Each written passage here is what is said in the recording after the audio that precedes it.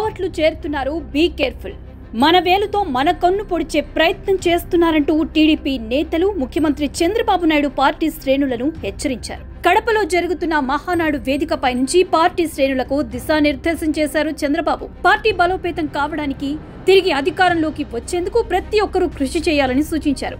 అదే సమయంలో ఇతర పార్టీల నుంచి వచ్చే వారి పట్ల అప్రమత్తంగా ఉండాలని కూడా హెచ్చరించారు.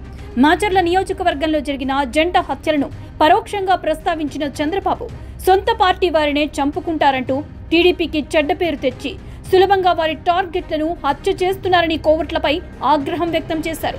పార్టీలోకి వలస పక్షులు వస్తాయి పోతాయి, కానీ నిజమైన కార్యకర్త మాత్రమే ఎప్పటికీ శాశ్వతంగా ఉంటాడన్నారు. అదే సమయంలో పార్టీ నేతలంతా చాలా జాగ్రత్తగా వ్యవహరించాలని సూచించారు. ఇతర పార్టీల నుంచి నేతలను చేర్చుకునే ముందు సొంత పార్టీ కార్యకర్తల ప్రయోజనాలను దృష్టిలో పెట్టుకోవాలని నేతలతో వ్యాఖ్యానించారు. అధికారంలో ఉన్న పార్టీలో వెళ్లే వారి పట్ల జాగ్రత్తగా ఉండాలన్నారు. ప్రస్తుతం టీడీపీలో వైసీపీ కోవట్లు ఉన్నారని, మనతో ఉంటూనే వాళ్ల టార్గెట్ దిశగా పనిచేస్తున్నారని, ఇలాంటి తప్పులు చేసే వారిని వదిలిపెట్టేదే లేదని వార్నింగ్ ఇచ్చారు. కోవట్లను మన దగ్గరికి పంపి ఆ కోవట్ల ద్వారా మీ ఎజెండా అమలు చేయాలనుకుంటే అది సాధ్యం కాదని, కోవట్ల పట్ల జాగ్రత్తగా ఉండాలని సూచించారు. 2029లో ఇంతకంటే భారీ మెజారిటీ సాధించాలని చంద్రబాబు కోరారు. చంద్రబాబు చేసిన వ్యాఖ్యలపై టీడీపీ నేత తనదైన శైలిలో స్పందిస్తున్నారు. అసలు ఈ కోవట్ ఆపరేషన్ డిజైన్ చేసింది జగన్ అని విమర్శిస్తున్నారు.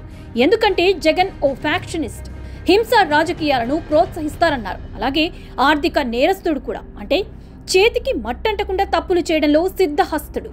అందుకే అధికారంలో ఉన్న పార్టీలోకి నెమ్మదిగా చోటా నాయకులను ముందు పంపిస్తాడు. ఆ తర్వాత వారితో రాజకీయాలు నడిపిస్తాడు. పదవుల కోసం తన్నుకుంటున్నట్లుగా అందరికీ చూపిస్తాడు. వినుకొండలో జరిగిన హత్యను టీడీపీ కార్యకర్తలు చేసినట్లుగా చూపించేందుకు జగన్ నానా పాట్లు పడ్డాడు. చివరికి పరామర్శల పేరుతో కూడా రాజకీయాలు చేశాడని విమర్శించారు.